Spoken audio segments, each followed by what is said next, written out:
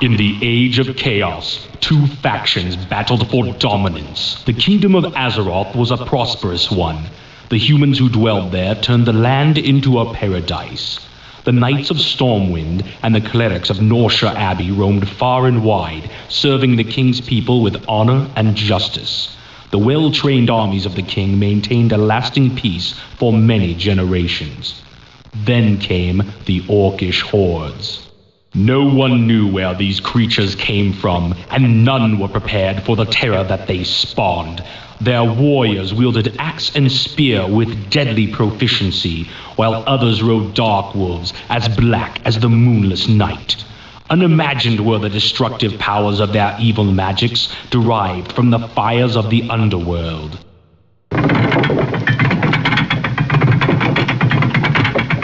With an ingenious arsenal of weaponry and powerful magic, these two forces collide in a contest of cunning, intellect, and brute strength, with the victor claiming dominance over the whole of Azeroth. Welcome to the world of Warcraft. Blackhand has assigned you to an outpost in the swamps of sorrow. Your task is simple enough that even the war chief feels that you are capable of it. Construct at least 6 farms so that we may keep our troops well fed and ready to do battle. Only a fool would leave his treasures unguarded, so you must also build a barracks for the defense of these farms.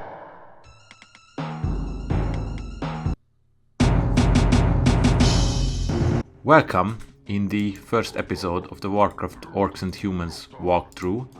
Now start working right away and I will show you how the game works. Possibly a lot of the people who know the franchise played the later versions. To be honest, this was the first of the 3. To be honest, the first game, like the original game, wasn't my favorite, and I will explain why in a minute. As you can notice, the game itself runs on the Stratagus engine, and the thing is that I said that the first episode wasn't my favorite, and it wasn't because of the game itself, but the gameplay, because in the original version, where what you can still play in the DOS box, the controls and a lot of the gameplay elements weren't as modern as the newer RTS games. Therefore we had some difficulties. So basically, for those who don't know, this is a real-time strategy game. Orcs and humans, obviously. Orcs fighting against humans, and now we are with the orcs. We are doing the orc campaign first. Now, as you can see, we have a town hall here. It has supply and demand. That means that our units, each of our units, use one food supply. In this game, we have the resources up here. So as you can see, we have gold, lumber, and the supply. In this game, the supply means that how many units you can have. So one unit takes one food. They do not use it in a way that that they eat it. They just simply occupy one unit. Here we can also train the peons, 400 gold pieces, and using one supply. I'm pretty sure that every single unit uses one supply, but we'll see if there is any difference. And the peon have 40 health and 0 armor, and these are the units what can get us gold from the gold mine, what was already destroyed, and lumber from the wood. Now we have another unit, the Grunt, which has 60 health, 2 armor, has 1 range, and deals 5 to 10 damage. And I'm going to use them to find the other gold mine. But here we will find possibly enemy units. Now, as I said, I'm using the Stratagus engine. This is a new game engine. I mean, new in terms of like it's in development for years now, and we have this one here, so we can already send some peons here. This is an engine what runs the original game, but the reason why I'm using this is because, as I mentioned, the original version had pretty annoying controls. Oh, so we are already being attacked. We have an archer unit here, an enemy archer unit, what we should kill with the grunts, and actually I can... here we are. Actually we can protect this gold mine when we send the peons there, and I can train more peons. So as I said, the controls were really bad. So for example, in every RTS nowadays, if you drag the mouse, you can click on multiple units. Now in the original one you had to also use the control button, like in a lot of programs in the computer. This was one of the reasons why it was annoying, but also you couldn't move with the right click like I'm doing now, but you always had to do the move command. Possibly you could like get used to it, and to be honest, if I would have played it, if I would have been even alive when it was released, maybe I could have gotten used to it, but I think it is really annoying. And also you could only select 4 units. Now, as you can see, we can select multiple. It's just, it only shows 4 units. I think you can select even more. And this version actually is very good in my opinion. The only complaint what it can be said about it is that the AI is not as aggressive as in the original game, but this is also debatable because for some reason people think that an enemy AI having unlimited resources is somehow fair. Also, we can change here in the options the game speed, and I think I will change it to the top because it's still not like that fast. I can also build a road, by the way, and road is basically just the way to build buildings, because that's the only way how you could build buildings, only near roads.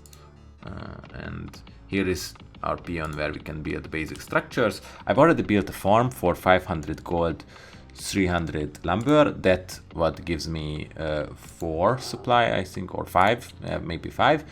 We can also build a barracks for 600 gold and 500 lumber, and we can also build a town hall for 400 gold and 400 lumber. In the original game you could only have 1 town hall, so this is a change what was implemented in this Stratagus engine, and you can also turn it off so you don't have to like build multiple town halls. I don't think that I will most of the time.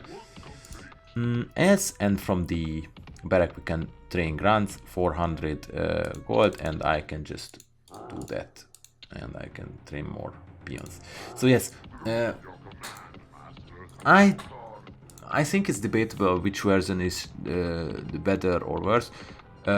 This is this is the controls themselves are the reason why I said that I am not the favorite. I mean, this is not my favorite game, but with this engine, I think it is pretty enjoyable, and I really love the work that was done with it. Maybe they will like make the AI smarter in the future, but I think this is a very this is a project worked by a very small amount of people, so even the fact that this exists is pretty good. And this is why I think that I really wanted to play through the game. This is why I really wanted to play through the game, but this is why I have chosen the Stratagus engine. And we also have the footman and archer as an enemy. Actually, the scenario objective, so the first objective in this map, is to build 6 farms and a barrack. And it is not even necessary to go through the map and kill the enemies. I'm just doing it so that I can talk while we are doing it, because this map could be done in like 10 minutes or even 5. So this is why I said now, as I said, sometimes I don't know if it is true in the original version, but in a lot of cases, whenever the AI has a base, for some reason they have unlimited resources, and this was always ridiculous to me. And I don't know if this is the case here, but you know, combining the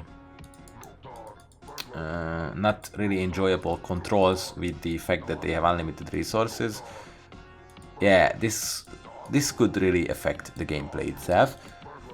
To be honest, I'm pretty sad that they never bothered to at least rework some of the aspects of the game. I know that it is released in the Battle.net now, because back in the day it was only released on GOG, and now it's on Battle.net, but it's basically the same version. So because in itself it is when I play with the Stratagus engine, it's quite enjoyable. As you can see, this was the second gold mine what was destroyed, and the reason for that is because gold mines in this game have a limited amount of gold. So this is why you know, it has 7,500 gold. So if they collect it all, then it will be destroyed. We really don't need this much resources in this map, as I said, because all I need is to build 2 more farms and that's it. I just wanted to clear out the map. So yes, this is the way how I'm planning to play the game. I think it is worth a try to play it in this engine. It's also good because I think it is a really good way to check out what was the original WarCraft before the whole franchise blew up to what we know today. And I think I will finish the farms and I continue to the next mission. Yeah, and actually these small, like the fact that they are bleeding and things, these are very nice. If only these worthless humans could fight as well as they die. Very nice extras what they put in the engine. And yeah, we have the victory screen here. This is always what will end the missions.